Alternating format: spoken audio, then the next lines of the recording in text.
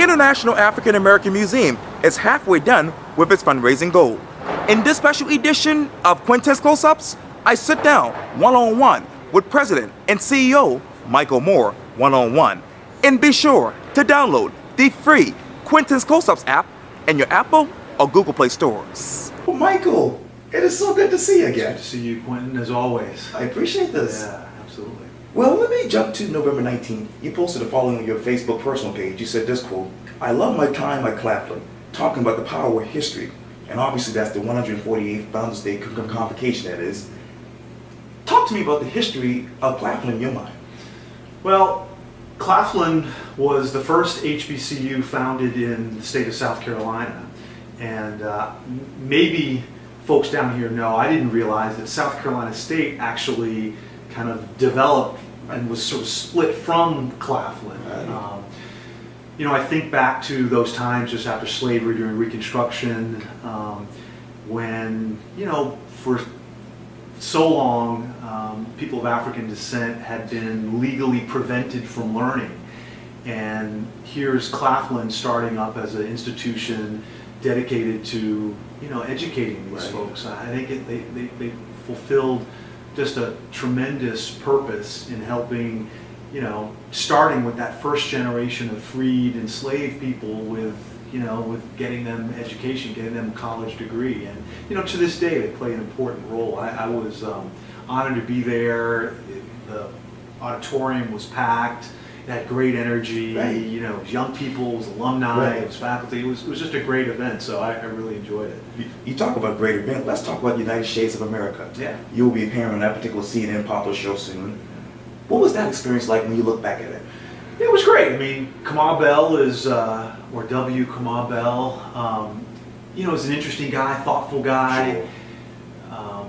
And, you know, he wanted to he was trying to get a sense of Charleston and the Low Country. And the day before, I think he had been down to around Penn Center and down around in there. And so it was great. I had an opportunity to talk about the museum and what's so important about what we're doing, and the fact that we're building it on the spot where the single greatest number of enslaved Africans who came to America took their first steps, and just, you know, so it was a great opportunity. I look forward to it. I think it'll be coming out in the spring, and I think, you know, being able to talk about the museum on a platform like CNN, I think will be it'll be a great opportunity. It was a lot of fun.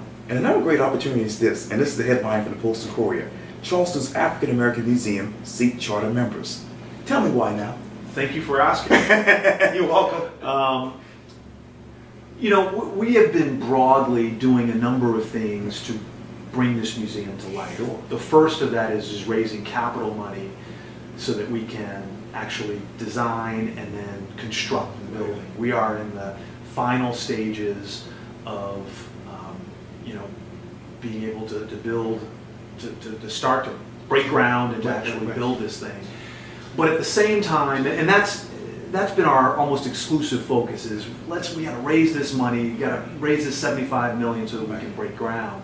But we also are in a situation where over the next few years, we are going to have to really dedicate an enormous amount of resources to build the institution, to hire great people, to do all the things we need to do so that once the building, the physical building is built, will open and operate and interact with the public. And so the charter membership program is our opportunity to engage with folks at very affordable levels. So for $25 on up, people can become a part of this.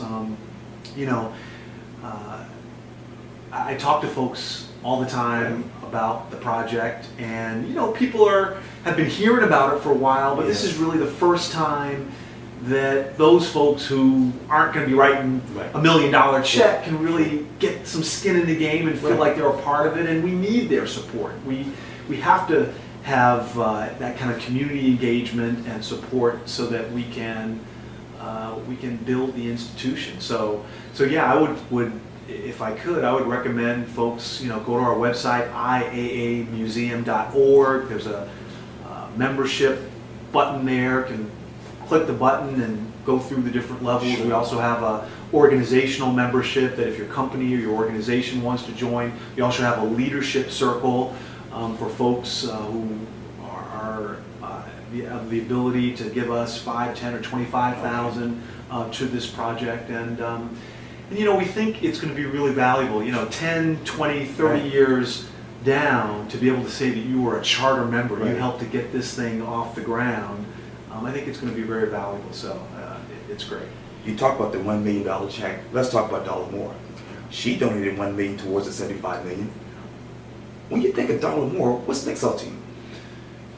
What do I think about when I think about? Yeah, I mean, she's just a pillar of South Carolina, and is somebody who cares deeply about the state and different projects going through. We know about the school that's named after her in Columbia. Yes. And so, you know, we've had a great relationship. She's been of support to the museum in the past, and so it was just wonderful that she stepped up recently and gave us that support. And you know, it's really catalytic in the sense that, you know, when people kind of see, there are a few people around like that, but when people see, you know, Darla Moore stepping up to the plate in that kind of a way, it grabs attention, and other people take note, and that inspires additional philanthropy. So it's been a wonderful gift.